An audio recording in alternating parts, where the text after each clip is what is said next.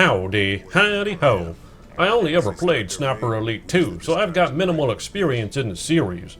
However, the series keeps getting new releases, and while I'd prefer they move into the modern setting like some of their other entries, I also figure the series must be getting better, right?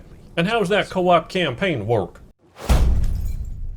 I played this game entirely in co-op with a friend, and in that lies some solace. The idea of a one-man army taking out small armies, Call of Duty style, doesn't really sit well with me given this game flourishes its sniper realism, and therein lies a mixed bag. Half the time it's just gunning down small armies, and the other half is sniping.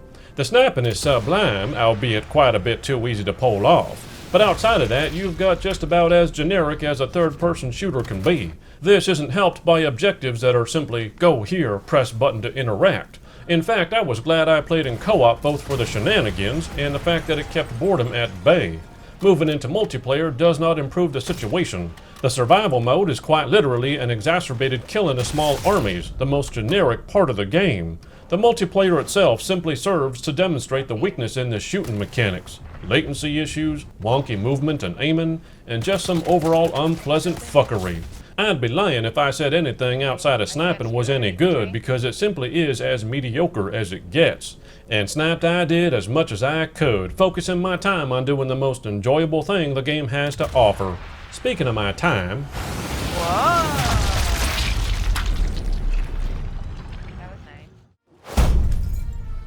Reaching the credits doesn't take long, and after about 7 to 8 hours, you'll see the credits roll. There isn't much reason to revisit the campaign, which leaves you with the mediocre multiplayer. It's definitely on the lighter side of content, so unless you find enjoyment in the multiplayer, despite there being far better options out there, that's all you're gonna have left.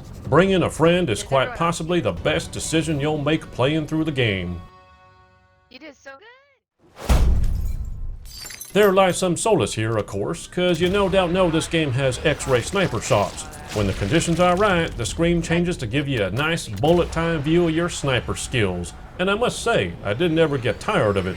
It's not quite as gruesome as it could be, given that Mortal Kombat's X-ray sets a far more detailed and interesting standard, but these cinematic cuts add just that touch of feeling like a sniping badass. Unfortunately, it pretty much ends there. The world itself is dated looking, primarily due to the lighting engine. Facial animation and voice acting leave quite a bit to be desired, and there's not much redemption in the story itself either. If I said cookie cutter, you'd pretty much understand the entire thing. There is a decidedly low budget feel to pretty much everything outside of, yep, you guessed it, the sniping.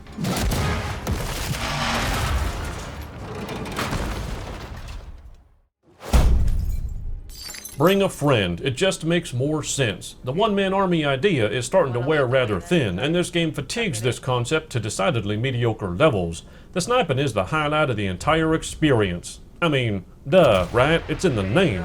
But unfortunately, the other things it does all fall too far below modern standards and just end up hurting the overall experience. From going coddle up on enemies in both campaign and multiplayer to subpar animation and storytelling, the truth is that the entire package screams average. It really is then only worth one thing, the fun of sniping the absolute shit out of Nazis.